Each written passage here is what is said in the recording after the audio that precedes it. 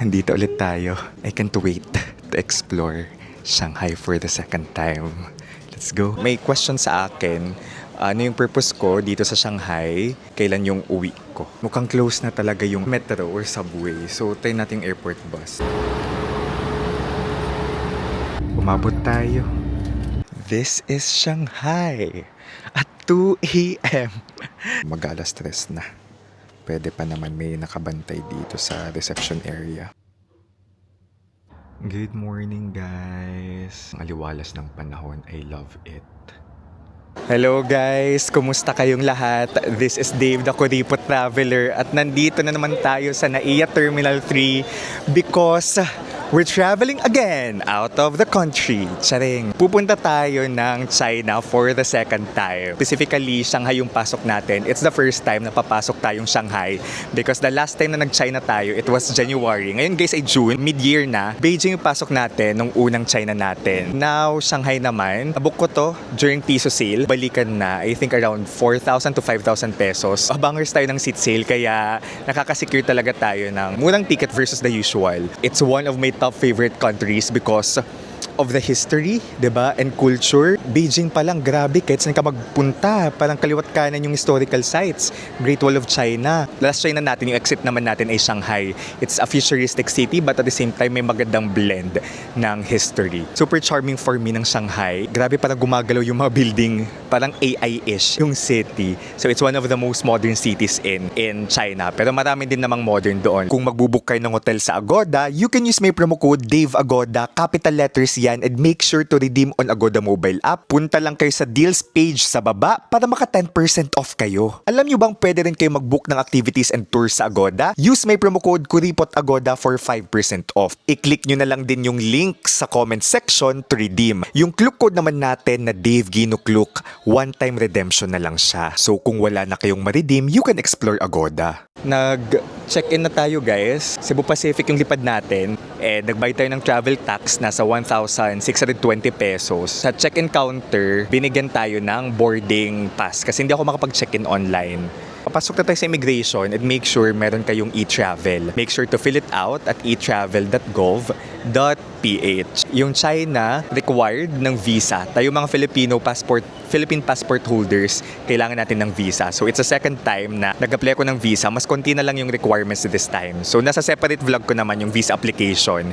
So hanapin nyo na lang. May vlog din ako for visa application. May online form din tayong kailang fill out time para makapasok tayo sa China. Like before tayo pumasok sa immigration ng China, kailangan natin ma-fill outan yun. And of course, the essentials, i-share ko din later. So access na tayo sa immigration, nakalagpas na tayo in just 28 minutes. Tapos dalawa lang na tanong yung tinanong sa atin. Number 1, ano yung purpose ng travel? So leisure. Number 2, if I'm a government employee, which is not then, I'm a private company employee. Yun lang naman. May instance before, for example, nung nag-Japan tayo, hiningi talaga sa akin yung flight ticket pabalik, pero isang beses lang naman yon. So, minsan yung tinatanong din sa akin, kailan babalik, sino ang kasama. Medyo malawak na yung travel history natin. Hindi naman ako talagang binubugbog ng tanong sa immigration. Just be confident, keep it short and simple yung mga answer ninyo, straightforward. Habang nasa pila tayo ng immigration, finill out ko na din yung Chinese or China arrival card kasi required yon na secure tayo ng QR code before tayo pumasok sa immigration sa China. Pakita ko sa inyo yung specific na website kung saan kayo pwede mag-fill out ng arrival form. Okay, Pilipinas pa lang, convenient na i-fill out nyo na siya. Ito na guys. So, punta kayo sa website na to. Okay? Ayan. Diyan kayo makaka-fill out ng arrival card para makapasok kayo sa China. Alright? So, ano naman siya? Scan nyo lang yung passport ninyo. May mga details na kailangan i-provide, flight details, address ninyo, etc. Mabilis lang naman siya i-fill out, guys. Alright? E-travel, ma-fill out nyo yan sa etravel.gov.ph. Tapos, naipakita ko na sa inyo yung arrival card for China.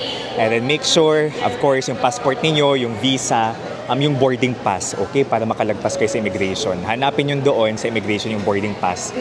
Alright? And then your passport. So ngayon hanapin natin yung gate natin. Let's go. Make sure guys, dito pa lang sa Philippines, nakapag-download na kayo ng Alipay, okay? Para hindi kayo magka-problema. So, i-prepare yung passport ninyo, scan yung valid ID nyo dito, magkoconnect kayo ng inyong card here. So, ako, kinonect ko yung GoTime ko dito. Pwede kayo mag-connect ng multiple cards naman para if hindi gumana yung isa, at least may isa pang reserva. Or you can add, actually, feeling ko more than 2 pwede. So, sa akin, pinakagumana yung GoTime. Minsan, Maribank gumagana din siya. Kung magbabayad tayo, for example, sa restaurant, pay. For transportation, dito na rin guys, transport. Scan lang. May QR code yan for bus, for train, and then for Didi naman, itong Didi Travel, kumbaga ito yung Uber nila or Grab. So, dito na rin ako nagbo-book. Yan, Didi Travel. May translation din. Okay, pwede yung picturean yung mga naka-Chinese. Ganun. Sa China naman, if di ko pa na-mention, may mga nag-accept din naman ng card. You can double check if yung shop or restaurant ay nag-accept ng card. Ako, ginagamit ko yung Maribank kasi may may cashback, maganda yung conversion. Tapos, in terms of savings, okay din siya. Everyday may na-earn tayo. And okay talaga yung cashback niya, si Maribank. Hindi to sponsored pero ito talaga ang for me best travel card so far sa mga na-experience ko na country. Ito yung referral code natin, i-flash ko dyan para maka 150 pesos kayo if mag-register kayo sa Maribank, okay? Meeting yung referral code, okay? Ito pala, pakita ko sa inyo yung Agoda, guys. So, dito tayo nabubuk ng hotel. Dapat may mobile app talaga kayo para ma-redeem yung promo code natin. And pasensya na sa phone natin, ganito tayo kakuripot hanggat kaya pa. And kanina lang to nasira, pero matagal na siya medyo pasira na. So, sa Shanghai lang tayo bibili ng case. So, dito nyo i-redeem sa deals tab sa baba. Ayan, oh. And then, dito nyo itatip yung promo code ko. So, Dave Agoda. Dave Agoda. To. Then, redeem. So, syempre, na-redeem ko na. Or, kuripot Agoda for activities. Kasi pwede naman kayo mag-book ng activities sa Agoda. Syempre, na-redeem na. So, ngayon, for activities, dito ako mag-book ng eSIM. Ayan. Kasi pwede dito. So, kung mag-book ako ng eSIM sa Agoda, so, ito yung i-select ko. No, i-comment ko din yung link sa baba.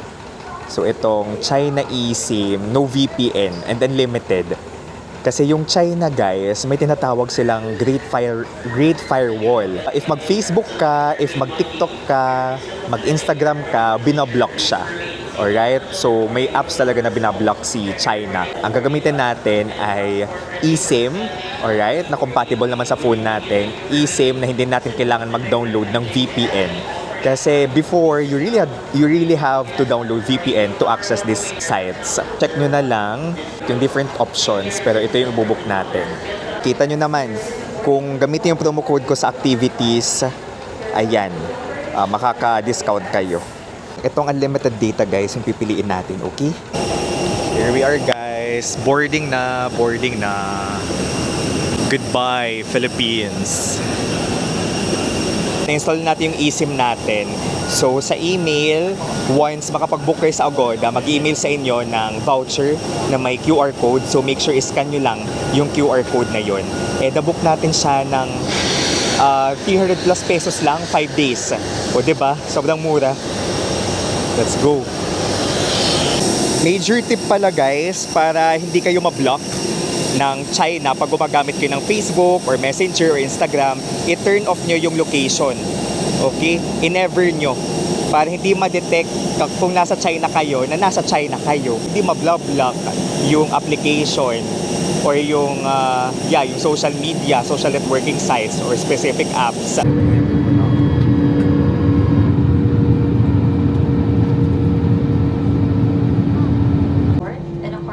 Ayan guys, may internet na tayo, like may data na. So make sure ito yung eSIM natin. Make sure naka-on yung data roaming, okay? If hindi gumana guys, make sure naka-on. Tapos i-restart ninyo. Tapos again, make sure naka-on yung data roaming. Kasi may internet na tayo here. Look, may internet na talaga. Agad-agad.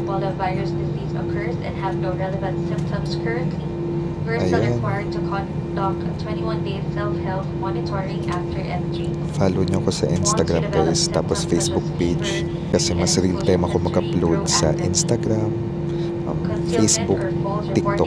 Search nyo na yung pangalan ko. Sa Facebook ko, Ripo Traveler. Sa TikTok, Dave Kino.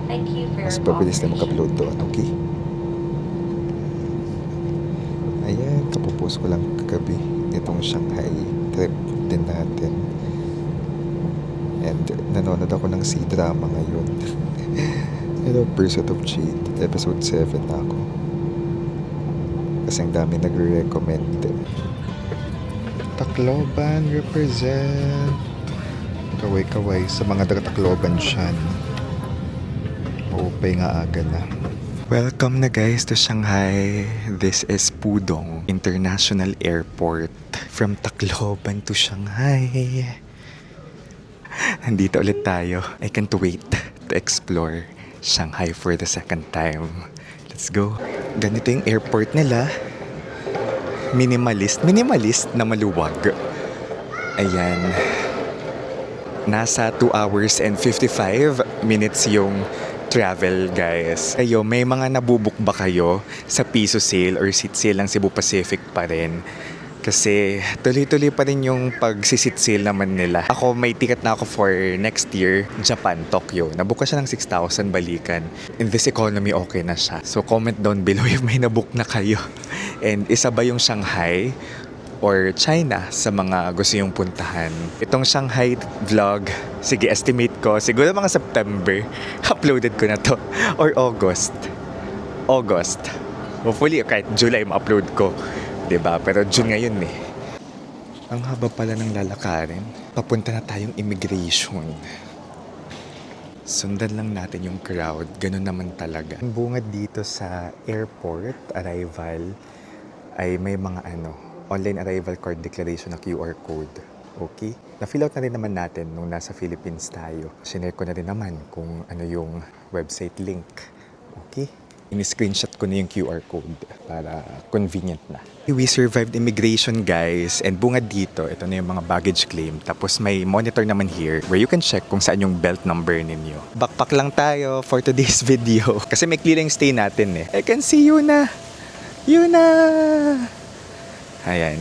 Hanapin natin dito si Zhang Linghe. Zhang Linghe. Lalagpas pa tayo ng customs, nothing to declare. Ito na yung airport, guys. I mean, arrival area ng Pudong International Airport 2. Okay? Ito, maluwag siya. At 12. Magwa 1 AM na pala. Mga 12:40 na eh. Share ko sa inyo yung naging process natin sa immigration. Before tayo humarap sa immigration, hinahanap talaga yung QR code. Online Arrival Card Declaration. Now, we can fill out naman sa Pilipinas pa lang. Yung immigration officer, pinigay ko lang yung yung passport. Di na kinailangan yung boarding pass. QR code, di na rin naman niya hiningi. Pero ayun, nag-fingerprints tayo, finger scanning. May question sa akin, ano yung purpose ko dito sa Shanghai? May kasama ba ako? Ilang araw ako? Kailan yung uwi ko? Yung ilang araw, parang di ko na siya na-compute. So sabi ko na lang, I'll go home June 14, 1 a.m. So technically, just until Sunday in Shanghai, na whole day talaga tayo. Wala kayong dapat ikatakot kung prepared kayo. You don't have to worry. Charing! Pero ako nag-worry din talaga ako ng first time ko dito sa China. Kasi syempre it's a whole new world for me. Ngayon second time na natin, feeling ko, okay, mas confident na ako. Panoorin nyo lang yung vlogs ko. Charing. Panoorin nyo lang yung vlogs ko para mag-guide kayo. Di ko actually sure if mag-DDD tayo, pero try ko maghanap ng late night bus dito. Kasi na-search ko naman na meron. Pero if mahirapan tayo, di mag-DD travel lang tayo na mabubook natin sa Alipay. So you can book naman yung airport transfers, online, lalo na kung marami kayo. So, via Klook or Agoda. I can check kung ano yung mas mura sa dalawa. Tapos yun yung i-comment down ko below. As much as possible, gusto ko makamura. So, yung hotel natin ay nasa may East Nanjing Road. Doon ulit tayo magstay sa High Cozy Youth Hostel. May Family Mart dito. Kung magutom kayo, guys. May Starbucks doon, may McDonald's, may Popeyes akong nakikita sa dulo. Pero sa Pilipinas, kumain na kayo ng maramihan. Alauna na guys, tapos nagtanong-tanong tayo dito gamit yung Google Translate. It works naman. May mga ano naman dito, directions. Ito may airport bus. Ayun, mga close na yung ano dito. Yan, currency exchange, yung ilang mga shops dito or stalls. Dire-diretso lang tayo. Guys, mukhang close na talaga yung ano, yung mga metro or subway. So, try natin yung airport bus. Try natin ito kasi alauna na rin eh.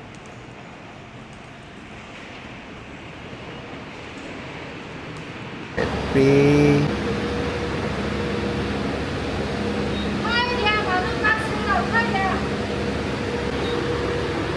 Okay, thank you. Let's go. Guys, may night bus pa. Okay.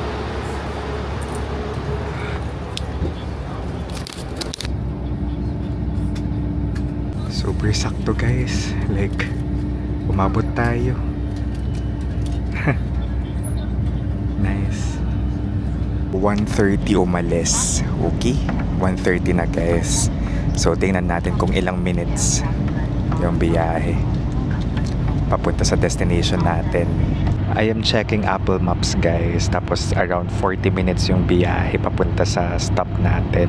According to internet, Zhejiang Middle Road tayo mag-stop. Mga 2:30 yung arrival natin. Nung nandito din tayo sa China, nung January, Apple Maps din yung gamit natin kasi hindi daw super accurate yung Google Maps. Kung hindi kayo Apple user or iPhone user, pwedeng A-Map. Okay? A-Map. So that's an option. For directions, di ba, pag na-navigate, so may subway option din. Pero wala na. 7 a.m. pa yung subway. Umaga pa. Alauna na eh. Tinatak ko din pala sa Apple Maps guys. Okay? Para ano tayo, real time. Kung nasaan na tayo or kung malapit na, real time natin yung check. Ito na yung murang option guys. Nasa 200 pesos siya or 22 yuan versus sa kung magtataksi tayo or DD Travel, yung parang Grab nila, nasa 1,000 plus na yun. This is how we can save money. Tapos wala, masaya lang din maging adventurous. Talagang very local ang atake natin dito. Bumaba na tayo dito guys. Di ko sure kung anong area to. Pero bumaba ako sa kung saan maraming bumaba. Parang naka 3 stops tayo. Tapos mga 23-minute walk papunta sa accommodation natin. At least may idea kayo na pwede yung late night bus. Tara, lakad-lakad. So nandito na tayo sa city center ng Shanghai. It's 2 a.m. So 2:15 tayo nakababa. Okay? Then, ito ano lang tayo, maps. Medyo malayo-layo pang lalakarin natin. Tara. This is Shanghai at 2 a.m. 2:18 or 2:19 na pala. 2:19 a.m. Parang mas mabilis ata kung doon tayo. Or dito na lang. Fewer turns. Okay, para diretso na. Fair. Safe naman maglakad dito. Nung nandito tayo, umuwi din tayo ng late night eh. Kung gusto yung convenience, kasi ako buti wala akong maleta ngayon, nakabackpack lang ako. Eh di okay lang mag-bus. Pero siguro kung may maleta kayo, i-travel nyo na lang. Di ko actually sure kung may next stop pa yung bus na mas malapit. Bumaba lang talaga ako kung saan bumaba yung marami. Tapos nakita ko sa maps na malapit-lapit na sa hotel natin. Close na because it's 2 a.m. May convenience store, oh. Hindi ko sure kung bukas. Para walang tao sa loob. Diretso lang tayo. Actually, ay, kita ko na yung ano. Oriental Pearl Tower. Wait lang, zoom ko. Yun, oh. Yun, the iconic Oriental Pearl Tower sa may the Bond yan. Dito rin tayo sa area nagstay before, may Nanjing Road. Kasi touristy spot, malapit sa The Bond. Ito yung maganda sa China guys. Convenient yung transportation system at the same time mura siya. Best transportation system na I've ever experienced. It's here in China. Sa totoo lang, nung nagpo-post ako ng mga reels or photos sa Facebook. May mga nagko-comment, bakit ako nasa China, bansa ng kalaban. I definitely recognize the sovereignty of the Philippines. Atin na atin po ang Pinas. Pero hindi ko para ipapagkait sa sarili ko yung explore yung history and culture of other countries such as China. It's more than that very complex yung usapin ng politika, ng kultura at ng kasaysayan. Hindi siya black and white. Yung experience being here when we are able to communicate with the locals, when we are able to interact with the locals, doon nababasag yung yung mga stereotypes or preconceived notion natin sa mga Chinese. For example, throughout my stay dito sa China before, never ako naka-experience ng discrimination. Even from the airport, ng hate or prejudice, wala silang pake in general. Tapos kung kailangan natin ng tulong, tutulungan talaga nila tayo. There's a lot of learning when we are able to travel. I value experiences like this. Ito talaga, I believe, yung real education when we get to experience things first-hand. Pero atin po ang Pinas. We can appreciate the culture, the history of other countries without turning a blind eye sa mga political issues, di ba? Socio-political issues. Yun lang. May mga konti-konting basura, pero generally, parang malinis siya. Hindi pa ito yung Nanjing Road. Oh, ito na, guys. Ito na siya. Nanjing Road na hindi buhay. So, wow, Nanjing Road na tayo, guys. Kasi kapag, peak, maliwanag talaga. But here we are. Lakad tayo. Alam ko na yung lugar na to. Buti hindi mainit, medyo malamig-lamig. We're in Nanjing Road, guys. We're on, charing. We're in Nanjing Road. So, ito yung longest pedestrian street talaga for shopping. Historical, European yung structure kasi yung mga British before, they inhabited, tama ba yung term? Nagkaroon ng tinatawag na opium war before kasi yung mga British nagbitbit ng mga opium or drugs dito sa China na nagdulot ng war. Dumami yung British, Europeans dito. May mga department stores dito na symbol ng commerce ng China. Dito na tayo liliko. Dito na. Okay.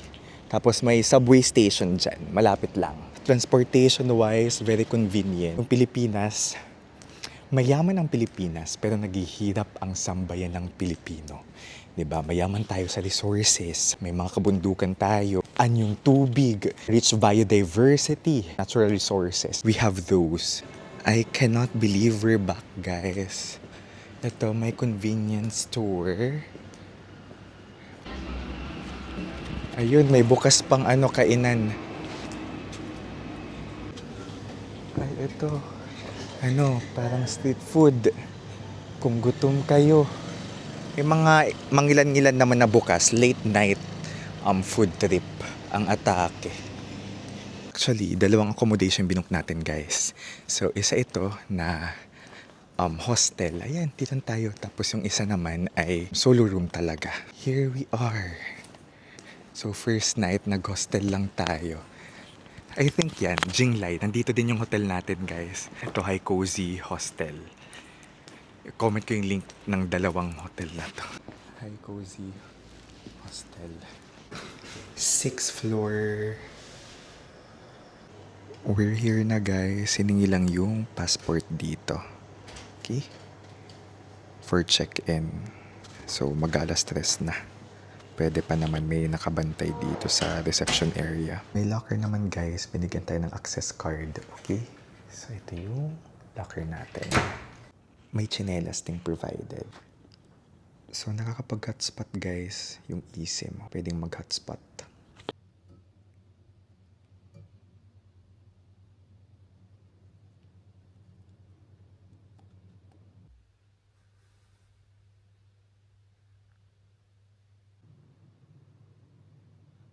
Good morning, guys! Dito tayo sa locker area. Tapos ang aliwalas ng panahon, I love it.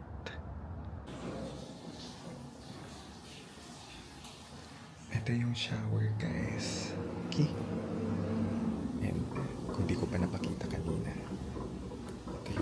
Automatic yan. Very Japan.